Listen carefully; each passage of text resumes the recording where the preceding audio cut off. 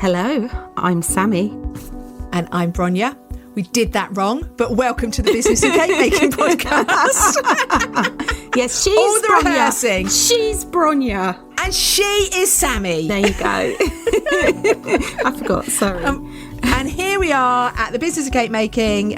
This is another one of our shorter episodes, but if you want to hear the rest of this episode, head over to our brand new Patreon page, patreon.com/the Business of Cake Making. £5 a month for all the extras. Yes, do it.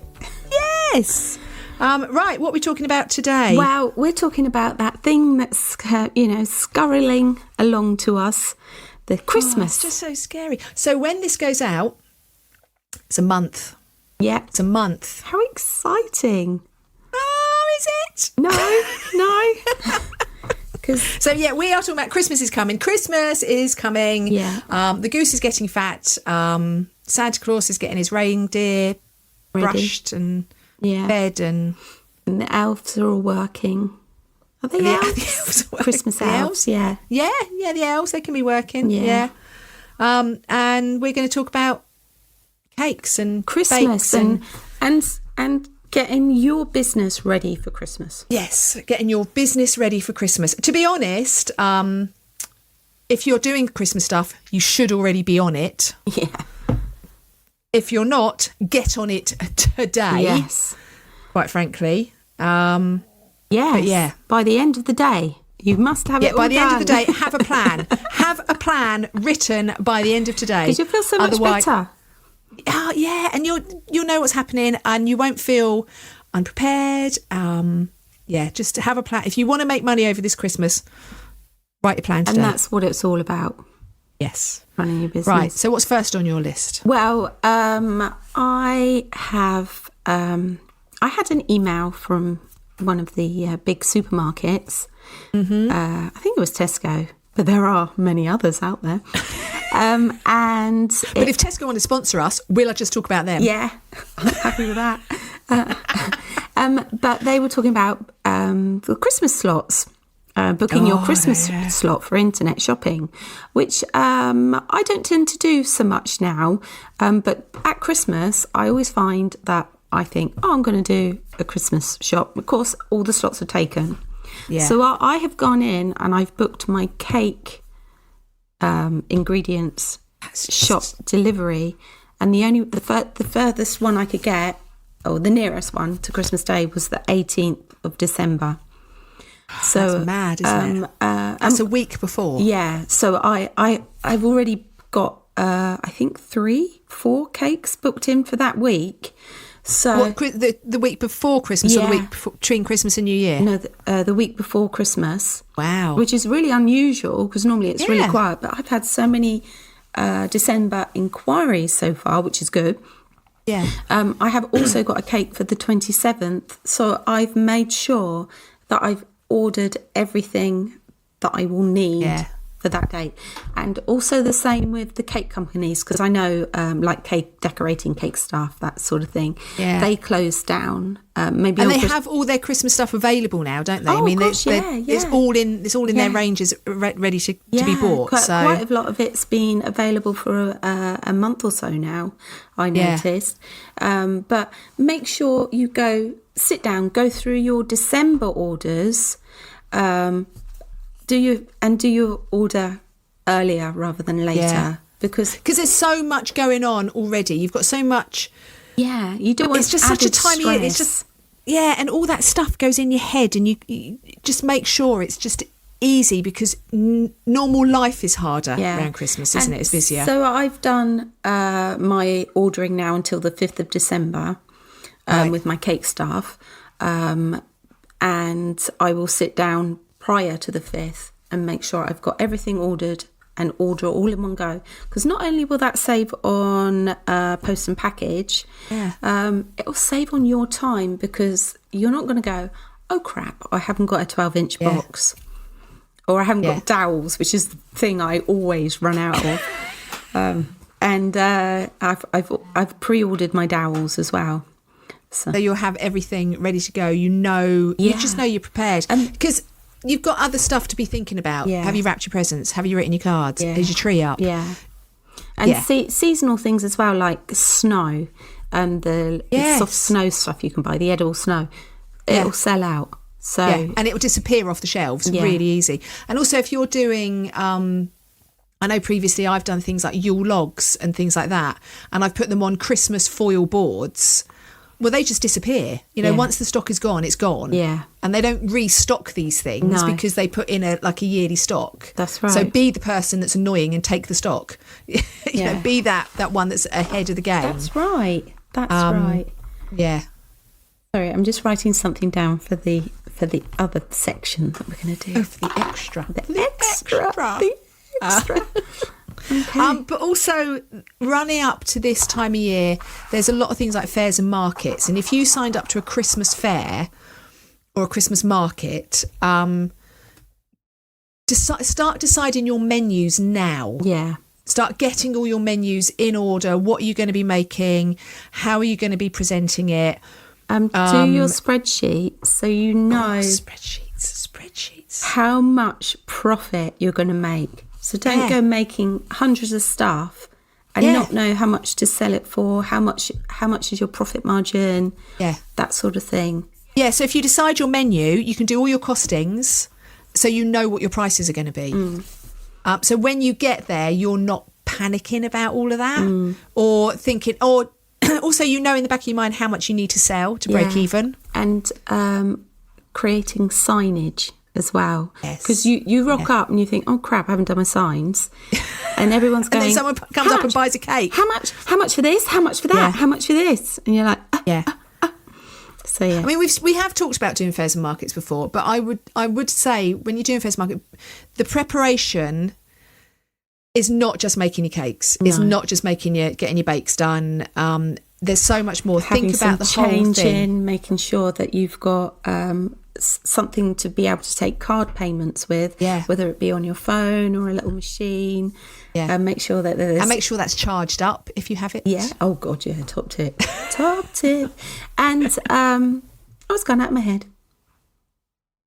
Don't know what I was going to say. It was quite important. But it is about prep, and you can start thinking about that way in advance of actually doing the baking. Because... so I tend to have stuff like that in a box ready. Like I'll have a tablecloth, my till, my little money box, and my chalk pens and my chalkboards. So it's all ready to go. So you can just hook that out, check everything, make sure you've got wet wipes, paper towels, knives, that sort of thing. Yeah, everything you need. Because I mean, I've done fairs, and I did a Christmas fair here a couple of years ago. And I set everything up, and I realised I didn't have any tongs. Well, luckily, I was literally 5 minutes round the corner. But if I'd been farther away, I'd be like, so what do? Do I just manhandle everything? Yeah, or dash into a shop and buy something that's probably going to be more expensive. So you're going to lose out on profits. So get all that prepped before you go if you are doing fairs and markets. The other thing, if you're doing fairs and markets, start talking about them now. Yeah. Start anything over Christmas you're doing, start talking about it now and talk about it daily. Talk about it every single day. Yeah. Whether it's a live or on your stories. Whether it's a picture on your Facebook, whether it's a reel, talk about it on your stories every single day leading up to it. Because whilst if you're doing fairs and markets, you are relying on their advertising, help yourself, you know, you'll get trade through their footfall, but encourage that football by doing your advertising as well. And talk about the other people who are selling stuff as well, because they might go, oh, I can just get my cakes from you anytime, but there's Judy's there selling her dog food bowls. Christmas dog food bowls. If you tag people, they're going to retag to their to their people as well. Yeah. So what else? So you've got cakes coming up over Christmas. Yeah. Are you doing specific? Are these birthday cakes that you've got? These are all birthday cakes. Right. So are you doing anything specific to Christmas? Are you doing Christmas cakes this year? Because last year you did those lovely candles. Yeah. Oh no, I think that was the year before, wasn't it? Was it the year before? I can't remember. Wow. Whoosh. with time. So I'm going to do a selected amount of Christmas cakes. Right. I was going to do Christmas puddings, but things haven't quite worked out for me this year doing that because I went away and blah, blah, blah. Yeah. But I am doing some Christmas puddings, and I was thinking about doing some boxes, but I've got to get my head around. Some treat boxes. Yeah. More specifically for adults as opposed to children. Oh, okay. Because I know a lot of people who don't have children, and I thought I could do them some rude biscuits, brownies. Something with a bit of alcohol in. Yes, yeah. So obviously I can't supply stuff, and I can't supply the alcohol because I don't have a license. No, but if you did like Bailey's brownies and things, kids wouldn't you wouldn't feed that to a kid. But that's a good idea. So have you started talking about them and advertising them yet? No, because I've only just thought about it today. Okay. Because I don't know. It depends on how many orders I keep getting in, because I've still got 3 or 4 in the system. So I don't want to overload myself, because I think when you're doing this sort of thing, if you're doing treat boxes or if you're doing anything like that, or Christmas cakes or everything, put a cap on it. Yeah. Put a cap on what you're comfortable with doing. So, because otherwise, if you just put it out to the world and you got, I don't know, 100 orders, that would be nice. It would be nice, but say you're someone with like young kids and you've got lots of other stuff going. If you've suddenly got to do all that, so put a cap on it, and once they sell, so say you're comfortable with doing 20 treat boxes. Once they're gone, say, I'm sold out now. Yeah. You've missed out this year. I'm sorry, but this is for your own sanity. Yeah. And whilst it would be lovely to make lots and lots of profit, what you've actually got to think about is your sanity over this period, because it's already quite a difficult time. Yeah. So, definitely. So, I mean, I think with Christmas cakes, you naturally put a cap on things because you'll be making them and maturing them, and you can't suddenly pull another one out your backside, can you? Well, it's like when I did the Christmas candles, I capped those. Because you knew that you couldn't go any further than you had. That's right. Yeah, that's right. And I pretty much, I think I sold them all. Did you? Yeah, because I didn't have one, or I can't remember if I had one or not. Yeah. But I think with things like treat boxes, it's easier to just go, I'll just do another one, and I'll just do another one. And the thing is with treat boxes, if you're doing them, say you're doing like a piece of brownie and a cupcake and a cookie or whatever, try to do them in batches. So when you're working out what your limit is, make sure it's 1 brownie cut into 8. So that's 8 that I can sell. Yeah. And then if you're doing 2, you can do 16. But don't take the 17th, because then you'll be making a whole nother batch of brownies for one slice. And I can remember one of my cake friends, she regularly does these treat boxes. But last year, she couldn't get the boxes that she liked to use. So she'd advertised them using her last year's images, but then was panicking because she couldn't get that specific box. So ordering things like the boxes and stuff like that. Yeah. And make sure you cost it in as well. Yes, definitely. And also things like, if you are doing treat boxes, things like, are you going to have a collection day? Yeah. Because things like that, you don't want people collecting it over a week, because say you put a cupcake in it, you want that cupcake to be fresh. Pick your collection day. So maybe you have 2 collection days or 1 collection day or whatever. Have a day where people have to come and collect those boxes, and they can't deviate from that. No. Or if they do, they know that actually it was ready yesterday. Yeah. So that's good for like your Christmas Eve boxes as well. Say you're doing them for children. Yeah. Make sure, because you want to be enjoying. So in my head, Christmas Eve starts 12 o'clock lunchtime for me. That's when my doors will shut.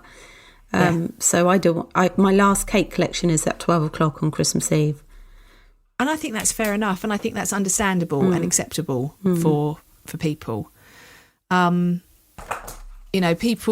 Most big shops close. Yeah, sort of like around lunchtime, and I think it's only fair. Set your boundaries, set your times and your collection dates and stick to them. Be very, very strict on them. So have you booked yourself in your holiday yet? Are you going to take Christmas off? Because I think that's a really important thing to do. I think you're right. I think you are right. And it's, I mean, I obviously have another job, and I know that finishes on the 20th. So that's done on the 20th. And then I've got 2 weeks off from that job. But I will continue to do things like my cake shed. And I've been thinking, do I stock the cake? So there's a weekend between Christmas and New Year. Do I stock the shed that weekend? If I'm going to stock the shed that weekend, I don't want to be baking that week because that's Christmas Day and Boxing Day. So I don't want to be doing that. So do I need to do it the week before and get all that stocked up? Do I not open it at all? Will people have had enough, quite frankly, after Christmas? So it's all that kind of thing to give me the break and to give me the time off. Yeah. And I think you're so right that people think, oh, it's just a cake. I'll just put another cake in. But it's not. It's your time away from your family at this time. I've got a cake. It's a very simple cake on the 27th for delivery. That's the day after Boxing Day. Yeah. So are you going to be making that on Boxing Day? Yeah. Right. But I'm gonna pre-bake it. Yeah. So it'll all be ready. Yeah, and make all the stuff. And then just put it all together. And that's the thing, it is about that planning. Otherwise you will be baking that cake Christmas Day and decorating it Boxing Day. No. And no one wants that. No. It's for a wedding, which is being held on the 27th. So wow. Gosh. My aunt, so my mum's sister, I was only about 5 or 6 at the time, but she got married on New Year's Eve. Ugh. And at the time when we're thinking, when I was younger, I was like, oh, that's lovely because they woke up the next day, new year, new relationship. And then I thought about all her poor suppliers. How awful on New Year's Eve that she was doing that. Yeah. So it's not just Christmas, it's New Year as well. Think about New Year and New Year's Eve and what do you want to be doing then and how can you plan ahead for that? Yeah, because Christmas only comes but once a year. And I mean, the thing is that whilst people have birthdays over Christmas, and I know people kind of birthdays get forgotten over Christmas and it becomes difficult and all the rest of it. I feel sorry for people that get like forgotten over Christmas. But you have to do this for it's your boundaries. It's your Christmas too. That's right. Yeah. Definitely. So, if you're struggling for ideas, I think Suzanne Lane... Esper Lane. Yes, Esper Lane. So Suzanne Esper of Esper Lane does a Christmas special of all of her recipes. Yes, she's got things they released it, didn't they, recently, Esper Lane? Yeah, it's got drunken nutty chocolate fruit cake, things like that. Or winter spiced plum curd or winter spiced plum jam. And there are loads of recipes on there because I have got it. I won it. You did. You won it at Cake International last year, didn't you? And I was watching a Facebook Live with her recently. But I just thought, I'll go in and have a look at it and see if there's anything there I want to pull out and use. Yeah. But she's got a discount on it. So it was £150, but it's now reduced down to £97. And you keep it forever. Yeah. So I've printed out half the recipes. God, and then the ones I like a lot. And then I've got the other ones that I can just go back and see. Spiced plum jam. Yeah, some of the recipe. There's a whiskey Christmas cake. Well, they're Scottish, aren't they? Yeah. Nice. And they have actually just done a spreadsheet as well. Because that's the live I was watching. They've updated their spreadsheet and everything. So I don't know if you can buy that separately or if it's a feature of if you join their school. Right. But it is pretty cool. Yeah. Sometimes I think Christmas ideas, you see like a fad. I remember the fad of people covering... The chocolate oranges. And you saw everyone doing it. And then hot chocolate bombs one year as well. Yeah. And everyone was doing it. And whilst the fads are lovely, they're not sustainable. They're you'll spend... it one of the girls in our group? She did hundreds one year. She did, yeah, she did. She did like Gonks and Father Christmases, and she did hundreds and hundreds. But it's not sustainable. You can't do that the next year because everyone's had them. So to get ideas and to keep those ideas coming round is definitely quite hard. Yeah, it's quite hard. So I have got a Christmas recipe that I'm going to talk about later. Oh, okay, nice. Nice. So have you booked can't get my words out. Have you baked yourself any Christmas cakes for customers or for your shed? I haven't done it. So I was actually going to do one for work. I was going to do a Christmas cake for work. But I work at a Methodist church and they don't allow alcohol. Oh, no. But I have heard on the Suzanne Esper that pineapple juice is a good substitute. Okay, so I do need to bake my Christmas cake. That is what I need to. So do we go out by the end of November, this episode? We will be. This will be out on the 25th of November. But my recommendation is to make sure you've baked as many of your Christmas cakes by the end of November. Yeah. So it'll give, even though it's a bit soon, it'll give it time to sit and mature. You can never bake a Christmas cake too early, really, can you? Let's face it. No. And if you can get ahead of the game with any of things like the Christmas cakes, your Christmas puddings, if you can get ahead, then definitely. Because you can feed them. You know, you can feed them with cherry brandy. Yeah. That's my go-to. Yeah, cherry brandy's good in a Christmas cake. So you've still got time to. And I noticed as well, which happens every year, the big supermarkets, including Tesco, have lots of deals on their dried fruits and stuff like that. Yes. Or you can go buy from... but also, if you can't... Because I always soak my own fruit. Mm-hmm. Same. But you can buy pre-soaked fruit. So if you haven't soaked your fruit and you've not thought about it and you've not thought to go and buy your alcohol and your fruit, you can buy pre-soaked fruit in a lot of. I saw it in Lidl the other day. And top tip, you can microwave it. Oh, just not for long. For what purpose? Because it soaks up all the. Oh, it makes the warm. Oh, but that smells amazing. Not for long, just enough to warm it through. So it. Yeah. So yeah. I can't remember which cake maker told me, but it was a big one. Yeah. Nice. So I also want to talk about pop-up shops and or pop-up stalls. Mm-hmm. Because this is something I'm not prepared enough to do it this year. Mm-hmm. I've kind of caught myself out, but I think it's something that I would think about doing in the future because of the way the shed works now, that people come and buy the cake. I think people know me for cake. So I've been thinking about having like a little pop-up shop, which is what my shed is, effectively, but doing more Christmassy things and more sort of like bigger things. So it would... Maybe next year I'll think about it and it will be just before Christmas and there'll be things like Yule logs, trays of cinnamon buns that people can have on Christmas morning, cookies and biscuits, so all that kind of thing, but then advertise it as a once in a chance pop-up shop. These are all the things that I'm going to stock. Pre-order possibly, so I'm not left with stuff, but just so I put that idea out there and people can come to me to get all those things. Yeah. So I'm not prepared enough this year. I haven't thought it through enough. I've got too much other stuff going on. Yeah. What is happening, I wonder, with your shed? What do you mean? And my cake shed? Yes. You're doing your launch. Oh, my course? Yes. My course is launched. My course has dropped module 1. Sorry, little side note. What date my is it module then? 1. It drops yesterday. Oh, I am sorry.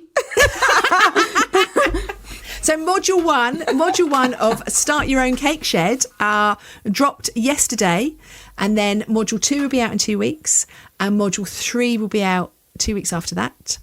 And so module 1 is all about setting it up, your food registration, buying a shed? Do you need a license? Buy your packaging, your labelling, your allergens, all the stuff that people think is really dull, but is the stuff that I get the most questions about. And that is available to buy right now. Go to Daisy Cake Co. on Instagram and it'll head you there. Yeah. So, yes.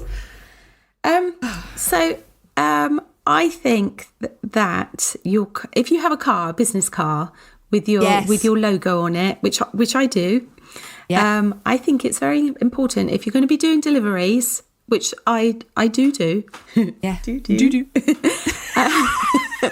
So it's important to be clean. Because you turn up in a dirty car, your customer sees it and they think dirty car. They've already got an opinion of you, haven't they? Yeah. My car was filthy coming back from my travels. So I had a very expensive deep clean this week and it's made all the difference. Plus I think you should keep your car clean anyway. Yeah.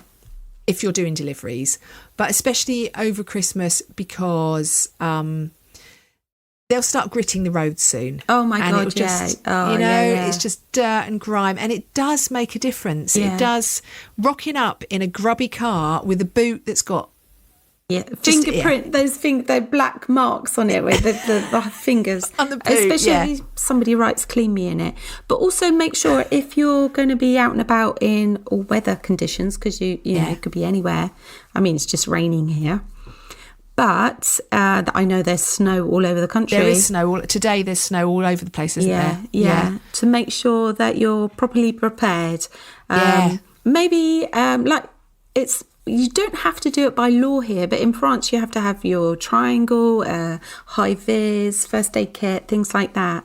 Maybe I would definitely make sure you've got something. Warm. I always try to make. Yeah, I always try to make sure I've got a coat in the car. Yeah. Because it's so easy to just get in the car without wearing a coat. Yeah. So I always make sure I've got a coat or a waterproof or something. And some sensible shoes. I know that sounds really... Oh, darling, I always wear sensible shoes. I don't have anything, but I'm 52, you know. I don't have anything but sensible shoes now. My 4-inch heels are long gone. Yes. But you know what I mean? It's like if you get stuck on the side of the road and it's peeing down with rain, in your flip-flops, there's going to be a problem. Yeah. So, be prepared in your car, definitely. And make sure you've got water in your washer bottle. Yeah. Because, spray at this time of year. It's just, I know this is a cake podcast, but if you're doing deliveries, please make sure you're prepared for your deliveries. It's so important. And I have broken down with cake in the car before or had issues. Have you? I think so. I have because I can remember calling the lady. But knowing that I'm a member of the AA, I'm covered. It just gives you peace of mind, doesn't it? Yeah. And I've got my business insurance as well, just in case. Yes. Do you have anything else? I do. I was going to say, prepare your social media. Now, as you all know, I'm not the greatest lover of social media, but go online now. You can schedule a post on. You could have yourself talking, do all these amazing Instagram reels and whatever. And then schedule it for Christmas Day and then do another one for New Year's Day or New Year's Eve and then it's done. Do your Happy Christmas post, do your Happy New Year post. And then you're not going to wake up on Christmas Day going, oh no, everyone else has done it, but I haven't. Yeah, get your Merry Christmas posts ready, definitely. And when it comes to you scheduling your social media, just make sure you're advertising everything you're doing. Because I see so often on Facebook, people say, well, I've done a treat box and I put it on my social media and no one's ordered it. And you go, how many times have you put it on social media? Once. Well, once. It's like, no, you need to talk about it. Yeah. All the time. Yeah, because people look at it at social media at different times of the day. As well. And if you say you posted it at 4:00 in the afternoon, but they're not looking at it until the morning, or it's they've missed it, it's not going to come up in their feed. Like me, I don't look at my social media all the time, and I miss things because it's only posted once. And also, it takes a few. Sometimes it takes a few times. So if I saw a treat box, I go, oh, that looks nice. And then I saw it again 2 days later. I'm like, oh, actually, that might be quite good. And say things, and you can also, after you've posted it 3 or 4 times, say things like, only one left. Exactly. Keep plugging it, because people don't buy the first time they see it. No. People may buy the 4th or 5th time that they've seen it, or they might not see it till the 4th or 5th time you posted it. That's right. So keep your social media schedule in mind the whole time that you're going through, like any sales thing. Yeah, and if you're going to be nice at Christmas and wish people a Merry Christmas, do it now. I never wish people a Merry Christmas because I'm a bar humbug, but there you go. I love humbugs. Okay then, so... Okay. We do have other stuff to talk about on this. Yeah. And we will be talking about it on the extra. I think I've actually called it a name, you know that? I think I've called it something like the extra slice or a bigger slice. I can't remember, but I have called it extra. Head over to patreon.com/the business of cake making, and we will have more on preparing for Christmas, whether you should charge extra over Christmas if you've got cake orders. And we've also got a top tip and a product of the week this week. Okay. Okay, so we'll see you there. Yeah. See you over there in the extra section, bye.